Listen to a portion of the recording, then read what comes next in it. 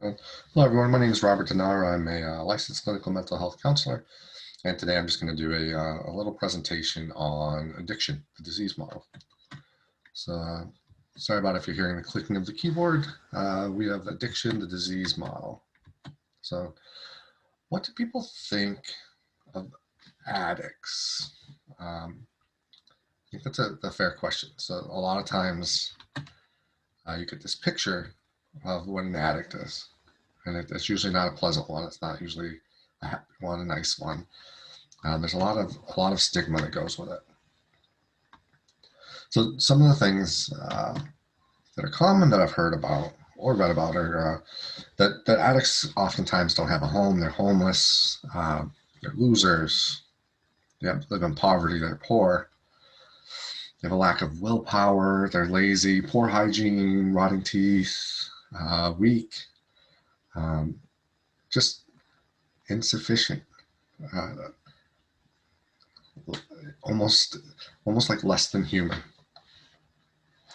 I challenge you to really just think about it. Like what do people think when they hear the word that there's an addict? So anxiety. Anxiety is a big part of what we're talking about today. So I'm going to briefly go over that. Why do people have anxiety? What is it made for? Another thing is like, what about other animals or even insects? Sometimes when we talk about anxiety, it's easier to bring in things that are more simplified, simpler animals. And then this case, we're going to talk about grasshoppers because grasshoppers have a form of anxiety. Now, I'm not a grasshopper expert. I'm not a doctor on any of your immune system or things going on. But I do like to generally put this in a way that people can understand. So like grasshoppers, you go up to a grasshopper, you're a little kid, you start poking and prodding at it. And what does it do? Right? It jumps away. So that's anxiety like kind of kicks in. It's a fight or flight. It's like, what do I do? And it jumps away. And that helps it survive. That helps us survive. So a lot of times you can go up to a grasshopper, it's eating away at a little piece of grass. It's cute. You're curious about it. You poke at it and it jumps away. But you're able to get to it and kind of touch it and poke at it. But when you go to follow the grasshopper after it jumped or flew away, it's like it's ready. It's ready. It jumps away before you even get to it. It's prepared. There's a certain part of it that got activated. Anxiety. It's kind of like anxiety. So what happens with, let's say a grasshopper is a person. I'm a grasshopper. Okay, so in order to get that jump going, I'm gonna need the burst of energy. So I start having my heart races faster. It's beating faster, and that's pushing the blood to places it thinks I need to have the energy and that blood flow going, so I can survive. So a lot of times for people that would be like at least like all this area here, even some parts of the brain it doesn't need, and it pushes it to your extremities, your arms, your legs. So that way you can jump away, so you can run away, so you can fight. Fight or flight, anxiety.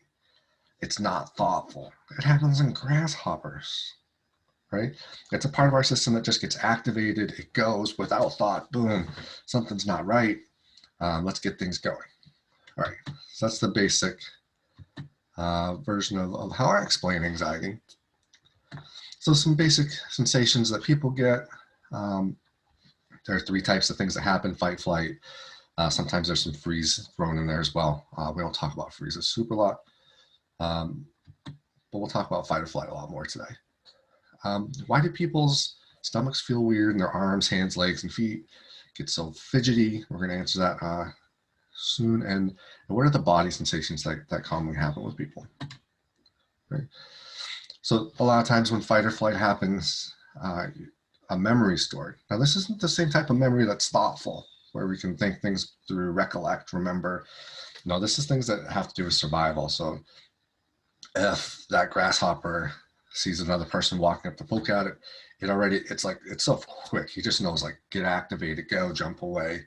And that's something that has to learn to survive. So people do that too.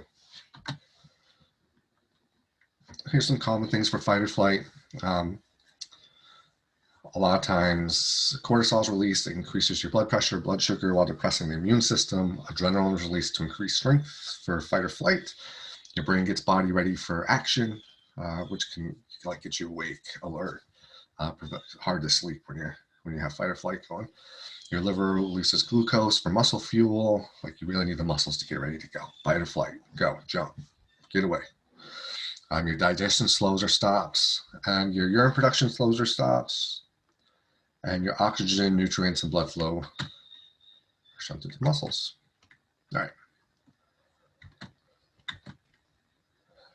Common ones that I see when I'm dealing with clients, shoulders get tense. That one happens to me all the time. I wear all my anxiety and stress on my shoulders, and if I'm getting activated, it just tightens up. My legs get a lot of energy, so maybe not the energy where I need to run around the block, but that fidgety pacing, toe tapping or heel tapping energy that kind of courses through your legs and hands. I get fidgety. The more I talk, the more I do things. My hands have to get going. Have to be grabbing things, tapping at the desk. Those are common ones that when you're activated, that part of your body's activated. Those things happen. So survival. When your body really needs something and it gets it, it also stores it as a memory.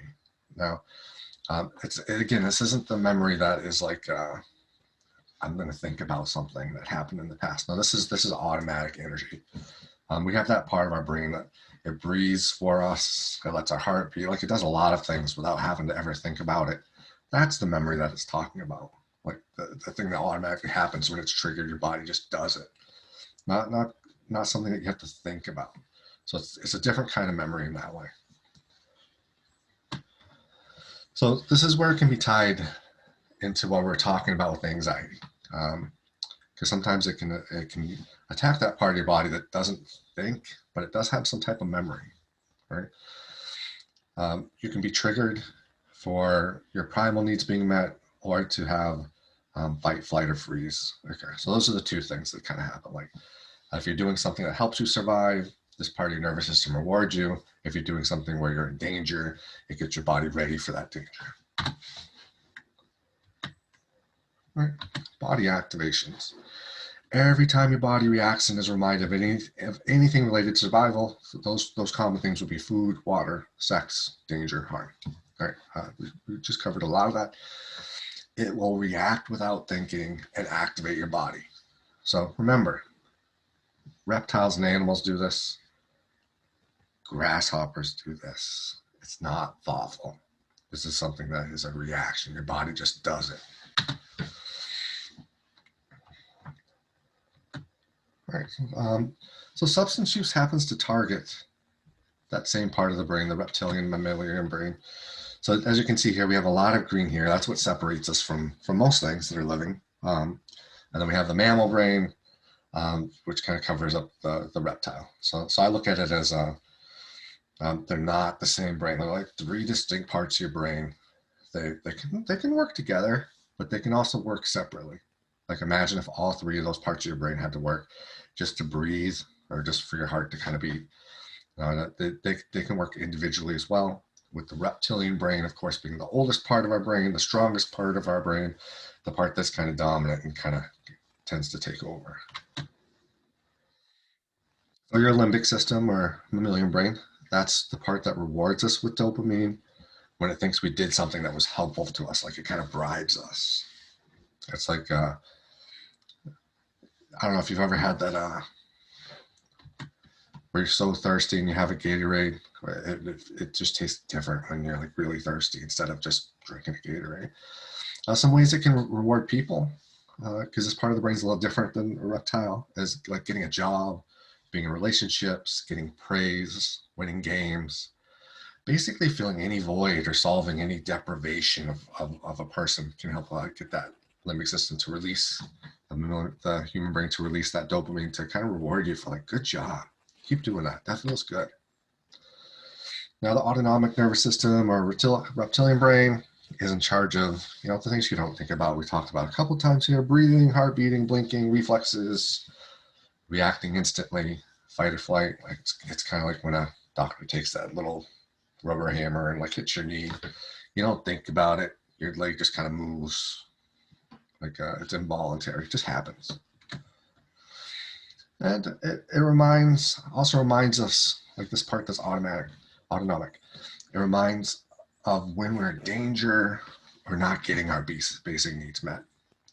This can include for humans, because it might not for grasshoppers, because grasshoppers don't do a whole lot of thinking or emotions, but for us humans, that includes emotionally desired things as well. If we don't get what we emotionally need, physically need, something that we feel is a necessity as a human being, it can kind of activate that part. All right. So the reward system of the brain. So we talked a little bit about the yin and yang of that. Remember, this reward system of the brain, it's not thoughtful. It just happens. Like something good happens, it shoots you some dopamine, says good job, and you get that euphoric feeling. So an average person, let's say each block represents 10 nanograms per deciliter. All right, so each block, 10 nanograms deciliter. So an average person has about 5 blocks dopamine just to get out of bed in the morning. Like I wake up, I have about 50 nanograms per deciliter of the dopamine released, and that gets me out of bed, gets me get my coffee going, my day going, off to work. Right? So what does 4 blocks look like? So instead of 15 nanograms to wake up, 4 blocks. For me, that might be like, gosh, today just doesn't, I'm just not feeling it today. Today's just not one of them days. Right? Maybe I should call into work. I'm not sick, but I don't really feel like doing anything. But, you know, I push myself to really get out of bed, and somehow I still get my coffee and I get going, and I'm not quite upbeat and I'm not excited, or not even just regular. I'm kind of moping around. Now that's just 4 blocks. All right. That's just the difference between 5 blocks and 4 blocks. So how many blocks is the brain made to go up to if we get our basic needs of survival met? So you wake up with 5 blocks, and let's say you do something really good, like it's the best day ever, something really good happened, you jump up to 10 blocks, right? Just 10 blocks, right? So 5 to 10. So you wake up with about half of what your brain's built to do, and it can jump up to 10, right? So, hey, if you said 10 blocks like me, or 100 nanograms per deciliter, you're absolutely right. So let's think about, what is your favorite food? What should the difference be if you ate your favorite food after, you know, starving after a 16-hour day of hard labor, no food or snacks? And what was it like during the 16 hours knowing you would not eat until 10 p.m.? Like, you know, you're not going to be able to do it. The day's just not what you want to be. Hunger pains, maybe feeling a little down, wishing you had some food. For me, lasagna. It might be a little down, like disheartened, like I'm not gonna be able to eat. Gosh, I gotta work 16 hours before I eat. This is gonna be a tough day. What would your favorite food be like? I don't know. On a different, like if you ate every single meal for 3 months straight. So if I ate lasagna for breakfast, snack, lunch, dinner, midnight snack, second breakfast, second one, you get my point. I'm not gonna look forward to lasagna after a while. It's gonna easily not be my favorite food. Right. So what about, I mentioned this earlier, like out in the blazing sun, really sweaty, really working hard, maybe doing a hike or working outside, and you don't have any water or Gatorade, and man, does that Gatorade or water taste so refreshing when you get it. So much more refreshing than if I had already been, had my thirst quenched, if I already drank all that stuff. All right, so the basic dopamine reward system. For this, the hard day. So there's my hard day. Yeah, 40 nanograms. Regular day, you know, where I told you woke up with 5 blocks or 50 nanograms per deciliter.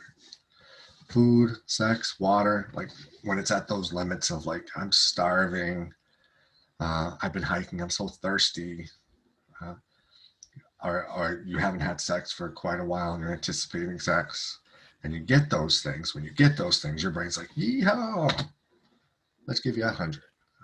10 blocks are 100 nanograms per deciliter. That's the normal range that our brain's ready to go for. All right.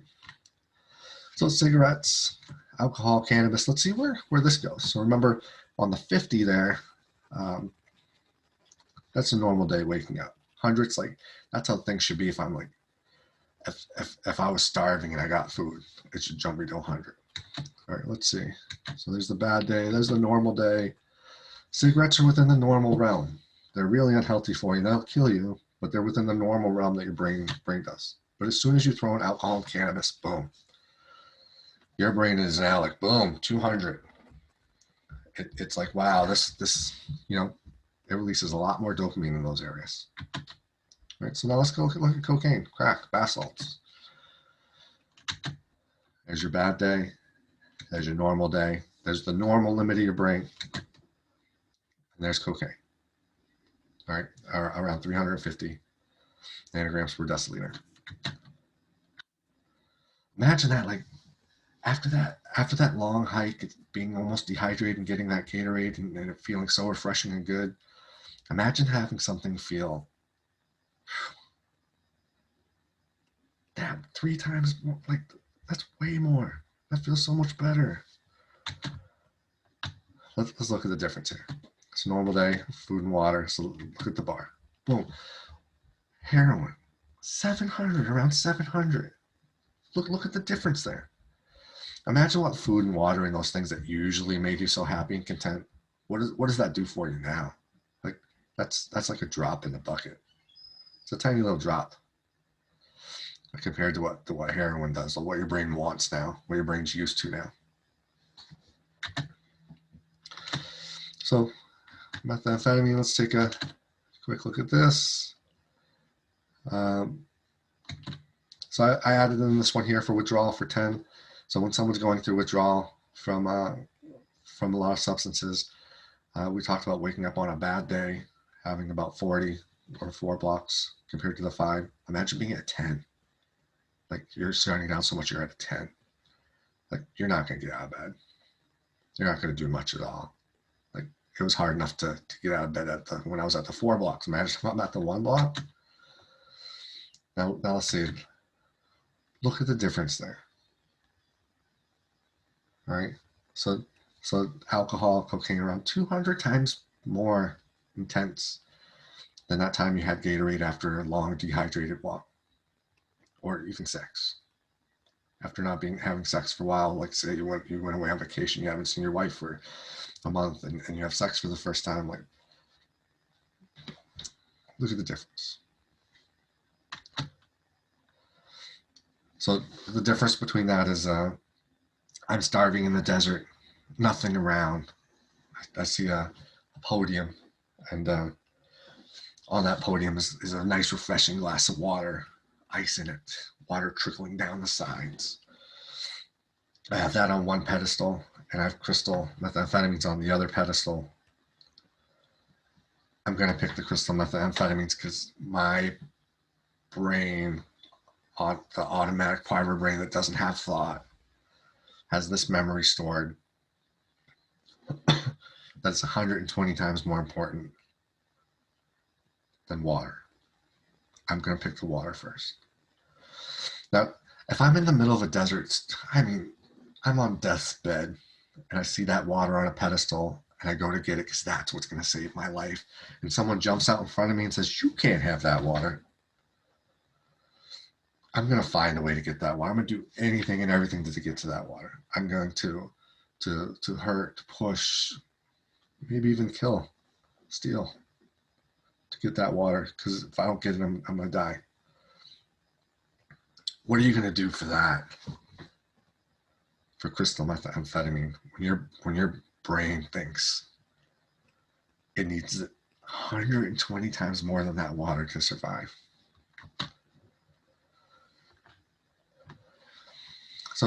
So here's a brief thing on how the brain works in response to a drug. It gets the drug. You want the binge and intoxication. You get the withdrawal negative effect. Like, just the system. Imagine like going through withdrawals, being at 1 block. What's going to fix that? It's not going to be food, sex, or water. Your brain remembers something that's 120 times more powerful than that. So much more powerful than that. So just, I'm not going to go into full detail on this. That'll be something different, but feel free to pause it and take a better look at this if you'd like. So in summary, the neurotransmitter pathways associated with the amygdala, which we saw back there, so the amygdala is like right around here, the hypothalamus, they play a crucial role in sustaining the addiction projects. Those are the parts of the brain that we talked about that have that emotional storage there, that it doesn't take a whole lot of thought. It just kind of goes, it just activates. It doesn't take thought to activate, it just happens. So one way it does it is the negative emotional memory, and that part that we talked about is associated with the drug withdrawal. So it knows what's going to save you. Like, you don't have to, it's not something you think about. It just knows, like, this is what you need to fix this withdrawal, to fix feeling crummy, to fix pretty much everything that's negative. Because when that drug takes over, you get that huge amount of reward. Another one is the positive emotional memory that is associated with the drug. So it knows if you're not getting it, things fall apart, and it knows if you get it, things feel good. So this disruption that occurs to stress regulation, it's a tough cycle. Remember, this isn't something that we think about. It's our body just gets activated from this part of our brain that doesn't think. Another thing, the pleasure relief from withdrawal symptoms that occurs by resuming drug use. I know I just threw that in there. So there's been some studies shown talk about how much your brain lights up when it needs these things. Let's say if those days where you're completely dehydrated and you really need water, and you're showing some water and you're given some water, your brain will light up with the activity of the size of a baseball. All right. So for food, it's a little more intense. Your brain activity, it happens a lot more. There's a lot more brain activity that happens with that. So the size of a basketball. So crystal methamphetamine, you know how much brain activity that kind of sparks. The size of a whole baseball field. Like, your brain goes batty.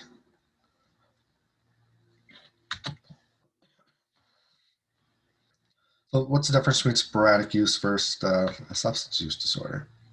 So how can people use substances without having a substance use disorder? When is it used? So when it is used to alleviate anxiety, the body has a triggering reaction that's made to help you with life or death. So if you're using it socially, sporadically, but you're not using it to alleviate or to create something that's missing, that's the difference. Because if your anxiety is activated and it helps with that, that's different than just having a beer or just using cannabis or even using cocaine on occasion. That's the difference. When it alleviates something, when it alleviates the anxiety, when it really hits home on gosh, this really helped out in this area, instead of just doing it playfully.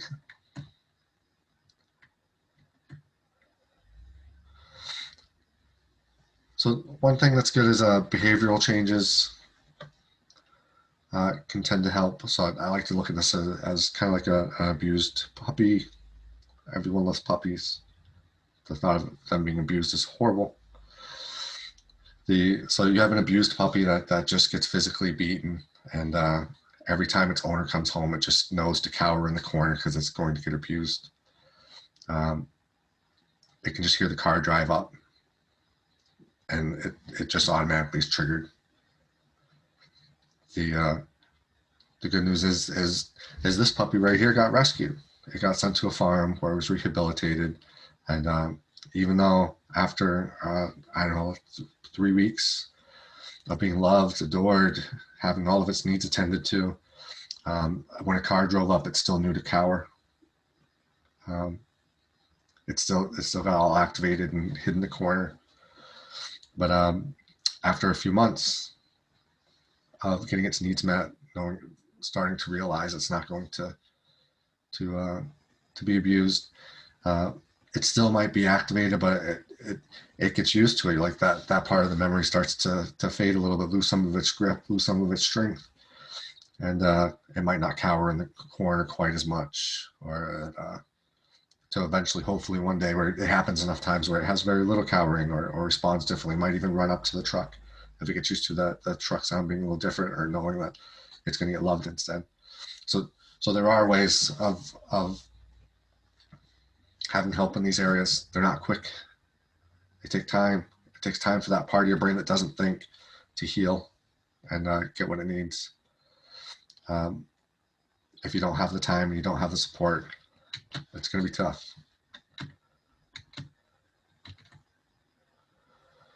So I always look at it as I don't know, I'm a big guy. So last time I moved into an apartment, I had to get my couch up the floor. If I sit there and I put the couch, I'm like, you know, I'm a big guy. I'm gonna try this myself. So I get it on the stairs. I have it halfway up the stairs, and I realized I can't do this without just completely destroying the hallway or destroying the couch. So I set the couch down. It's still laying on the stairs. I'm like, you know what? I'm gonna go get my 5-year-old son to come help me. How do you think that went? It didn't go so well. It actually made things a little tougher. So I'm like, ding, ding, bright idea. I'm like, son, go get 3 more of your 5-year-old friends, and then let's see what we can do. So they're helping me with the couch. They're on the top of the couch. I'm on the bottom pushing, and it's not working out so well. Gosh, they're cute. Some of the things they say might put a smile on my face, but not only is the couch not going up the stairs, but now I might be liable if one of the kids gets hurt. And it could potentially make things worse. So I decided, why don't I call some friends? I'm a big guy. I got a couple friends around my size. Called them over. Boom. Couch went right up. So it's not about getting help all the time. It's about getting the right kind of help, the right kind of support. Because 5-year-olds help me move a heavy couch up the stairs isn't going to work. You need support groups. Some people need inpatient, outpatient services. Depends on how heavy their couch is. But it is important to have all the different levels of support, from therapy to groups, doctors, because it takes a whole team. It's not any different than like when you break your arm, you go to your doctor. Most doctors are like, okay, let's send you over here to get a cast or get an x-ray. They x-ray it, like, yeah, you broke your arm. Go over, they send you to another place to get a cast, and you end up all the way through rehab having like maybe 5 or 6 people help you with that broken arm. And that's what it took to get your arm kind of up and running and working. There wasn't a quick one person do it all. And that's not any different than this. So first, if you have any medical problems, you should see your primary care doctor. That's what we talked about. This is part of the pre-routine. Then the PCP will have you see other specialists. This is what we talked about with the broken arm. So I want to thank you all for watching this. On the screen, a couple of things where I got some of this information from. Scattered throughout, and hopefully this was helpful. Please feel free to contact me if you have any questions. And thank you and take care.